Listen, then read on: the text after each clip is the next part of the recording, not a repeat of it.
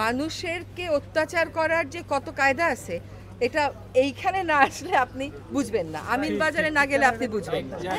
কিন্তু এইটা চলতে পারে না, কিন্তু এটা যদি আপনি আমাকে 5 দিনে বলেন আমি পারবো না সমাধান করতে। বর্জ্য কালেক্ট করে রাখা ব্যবস্থাপনার দায়িত্ব পরিবেশ মন্ত্রণালয়ের না, এটা হচ্ছে স্থানীয় সরকার এবং সিটি কর্পোরেশন, ঠিক আছে?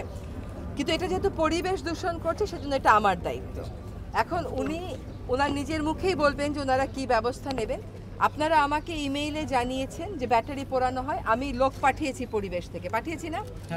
ব্যাটারির ওটা আপনাদেরকে সাথে নিয়ে বন্ধ হয়েছে। আবার যখন যদি পোড়াবার ধৃষ্টতা দেখায় আবার জানাবেন। আপনাদের তো ওর নাম্বার আছেই, যে ম্যাজিস্ট্রেট এসেছিল তাকে ফোন করবেন, আবার এসে বন্ধ করা হবে। এবং যারা করে সে সমস্ত কারখানার আমরা দরকার হলে মালিকদেরকে ধরব। দুইটা আপনি বলেছেন যে 2টা স্টিল মিলের কথা, আমি 2টা স্টিল মিলের নাম নিয়েছি। আমি গিয়ে দেখবো ওদের পরিবেশগত ছাড়পত্র আছে কিনা।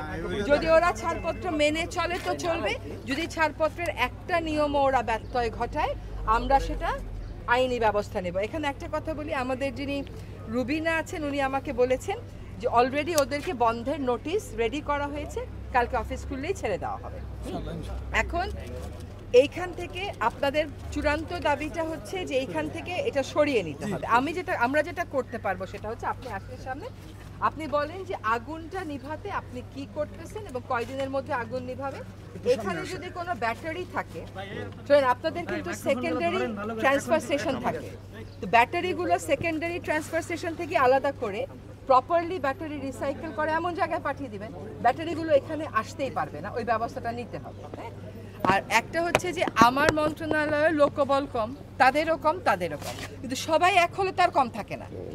তাদের ম্যাজিস্ট্রেট, আমার ম্যাজিস্ট্রেট, রাজুকের ম্যাজিস্ট্রেট, দক্ষিণের ম্যাজিস্ট্রেট মিলে কাজ করলেই তার লোকবল কম থাকে না।